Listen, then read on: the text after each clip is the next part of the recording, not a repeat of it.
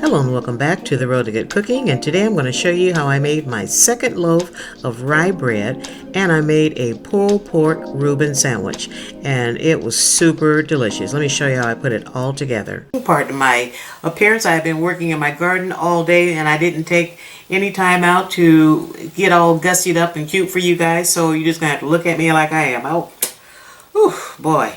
Anyway, I got my fall garden in, and I'll show you some pictures at the end of this video. But today, I'm going to be making me another sandwich with my rye bread. And look, this is what the top looks like, after, because I scored it this time, and it just really gave it a really pretty look, I think. And there's the inside. Now, the only thing I did different with this loaf is that the recipe called for 46 grams of potato flakes, and I didn't have any potato flake. I used 46 grams of the spelt. I use hard white wheat and then the rye wheat, and I mixed the three of them together, and I actually like the flavor combination. I mean, it's just really gives it a different flavor. And I added the Dijon Mustard this time, and I tell you what, it gave it altogether different flavor. So let me get this cut up and then I'll start my sandwich. And today I am doing my take on the Reuben sandwich. So I guess I can't really call it a Reuben sandwich. I'm going to call it Miss J's sandwich. Alright, let's get this cut up. I got my grill pan heating up over there, and then there is my protein and my sauerkraut in that pan there. And let's get this bread cut up because I'm starving. I've been working in my garden all afternoon. But I'm so glad that it's finally cooled off and it's tolerable to be out there. So that's why I went out there early this morning, and I'm just now coming in. It's almost 5 o'clock. Alright, so let me get this cut up. It's still a pretty dense loaf of bread, but I don't care nothing about that. That means I just have to eat less of it and I'll still get full. Yeah, so how you guys been doing and what you been doing? And I hope that my seniors, I hope you got something started on your patio, growing you some green onions or something. This year I'm growing a ton of collard greens. I mean, more than I did last year. I'm growing cauliflower, red potatoes, lots of carrots for Sophie.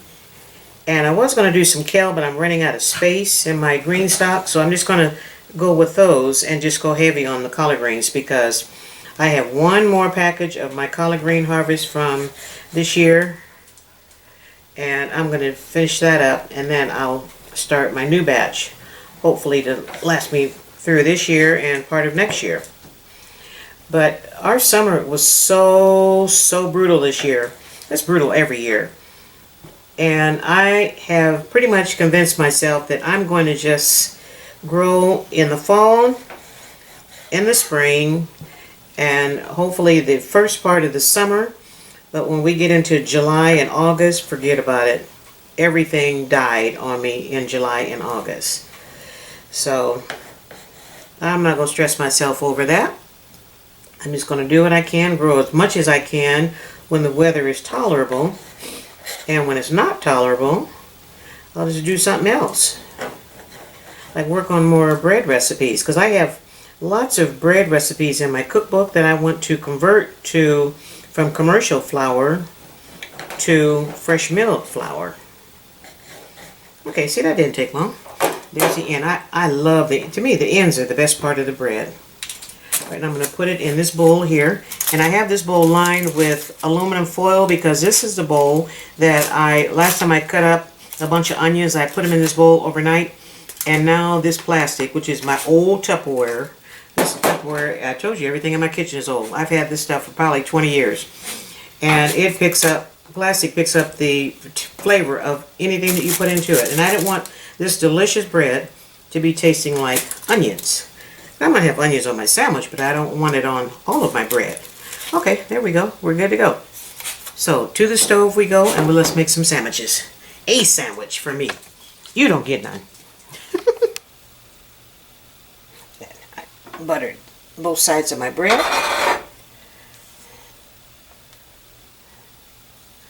Oh, it's nice and hot. Perfect.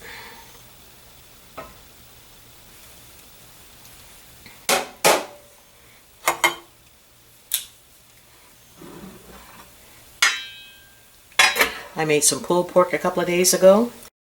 Okay, I have to mute this part of the video because the AC just came on. But what I was saying is that this sandwich is going to have all the elements of a Reuben sandwich, with the exceptions of I'm going to be using pulled pork instead of corned beef. Now, normally when I make corned beef, I let it soak overnight in water with a splash of vinegar in it to try to leach out some of that salt. And I know that when they cure corned beef, they cure it with a ton of salt, and I'm very, very sensitive to salt. So it was, that first bite that I took of my sandwich on camera, I could tell immediately that it was just way too much salt for me. You guys couldn't see my face, thank goodness, because I was frowning all kinds of crazy. But I'm not going to take any chances with my health and running up my blood pressure for no reason. I'm just not going to do that. So I end up wrapping up that corned beef, and I, shared it with a couple of my neighbors that don't have the same issues I have with salt. So I just happen to have a pork shoulder in the freezer because I was going to grind it up and make some sausage with it. But instead, I decided to cook part of it and make me some pulled pork so I can do this project, because I'm going to be busy this week and I don't want to take the time to be stopping and cooking a bunch of food. So, I got a 5-pound pork shoulder that I cooked, turned it into pulled pork. So I'm going to have lots of pulled pork sandwiches this weekend, this week. And I'm okay with that. I'm okay with that. Oh, this smells so good. I've been thinking about this all day. And I am so happy with my little garden. I love it when it's nice and the temperature is not scalding you out there. I had a really hard time keeping my green stock watered. I could, because of the temperature. I mean, our temperatures got up to 115 degrees. And it would stay like that for a couple, 2-3 days. And then it would go down to maybe 109. And believe it or not, 109 feels much better than 112 or 113. Or even 115. Ooh, that's going to be a big old sandwich. Look at that. What do you think? I think I better eat some of this first because I don't want my sandwich to be too big. Oh, it's so tender. I normally smoke my pork for pulled pork, but I can't fire up my smokers in this old folks joint. So I cook it in the oven, low and slow, until it got to an internal temperature of 205. And if you're making pulled pork, that's the perfect internal temp to have it, where you can pull it. Okay. Now, let's see what we got here. Ooh, ow, ow, ow, ow, ha, ah.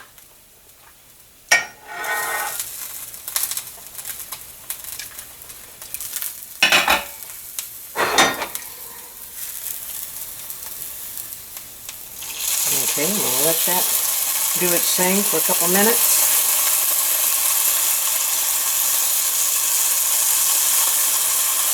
And this is the best panini pan I've ever had. I'll put the link for it in the description box below.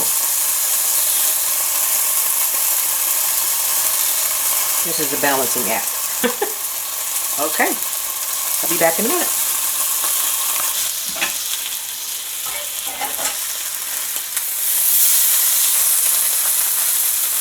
Oh, that is so good. It smells so good in here.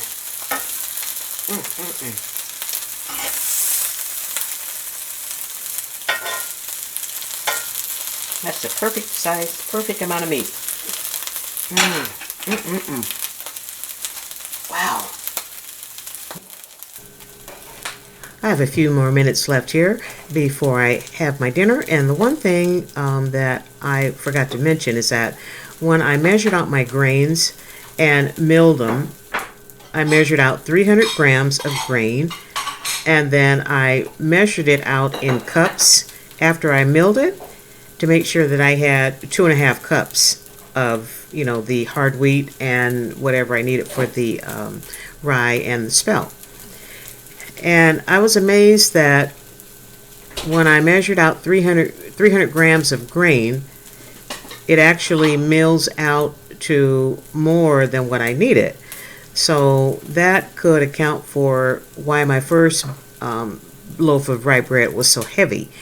So I haven't quite figured out how to do the conversions yet. I'm still researching that, and I did find a couple of channels that this one lady, she had the grams measured out, and then she also showed you the equivalent of measuring it out in cups, and that's really helpful. So that's what I need to get down a little bit more, is just doing the conversions correctly. That way I don't end up with adding more flour than what I need in the recipe. Does that make sense?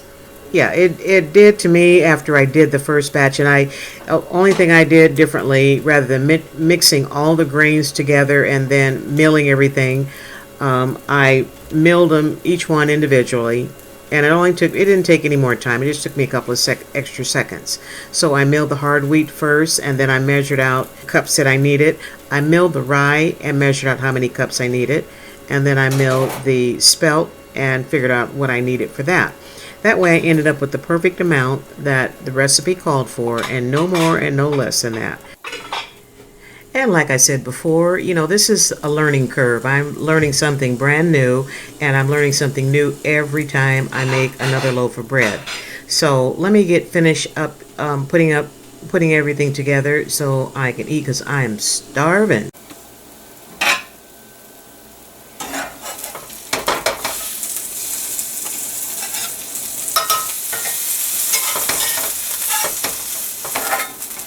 Leave that behind. Oh yeah.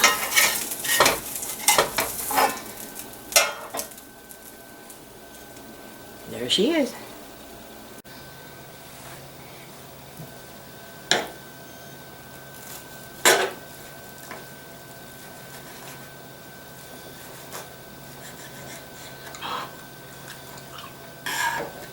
Well, look at that. Oh my goodness. Mm-mm-mm.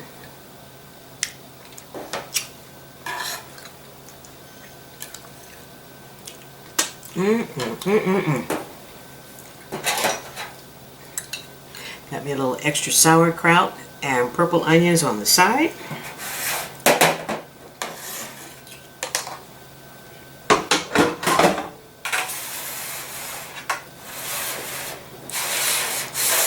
And all there is left to do, you know what time it is. Let me say my grace. Come, Lord Jesus, be my guest. Let this gift to me be blessed, and by your hands I am fed. I thank you, Lord, for my daily bread, and thank you, Lord, for being with me today, the last couple of days, working in my garden. And I ask that you please put the protective hedge of angels around my garden, and protect my garden from the bugs and the mosquitoes that are eating me up alive every time I go out there. And get rid of the mosquitoes, Lord, because they are really a nuisance. But for right now, I give all thanks to you for giving me the energy, guiding my steps, protecting my spirit. In Jesus' name I pray. Amen.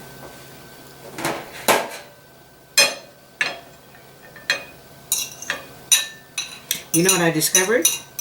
That if you take sauerkraut and toss it like you're tossing a salad with all kinds of goodies in it, and put some dressing on it, it is really, really good. All it is fermented cabbage, so I eat cabbage all the time.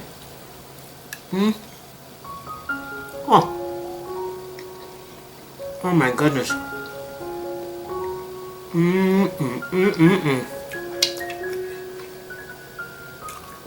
All I can say is yum.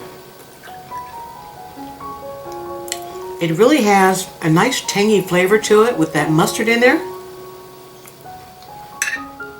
I'm surprised. I'm shocked and amazed.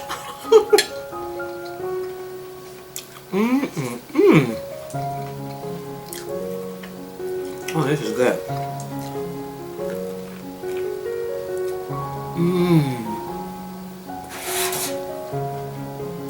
Okay, I'm going to say goodbye so I can go in there, sit down, pour myself a nice glass of wine, and finish this delicious sandwich. Oh, it's so good. Thanks for stopping by. Be blessed. Keep God first. Start you a garden, seniors. And make you Miss J's sandwich.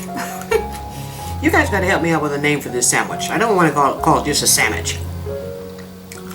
And I can't call it a Reuben because it doesn't have pastrami or corned beef in it, just pulled pork. Ah, how about a pulled pork Reuben? That's what I'm gonna call it. Pulled pork Reuben.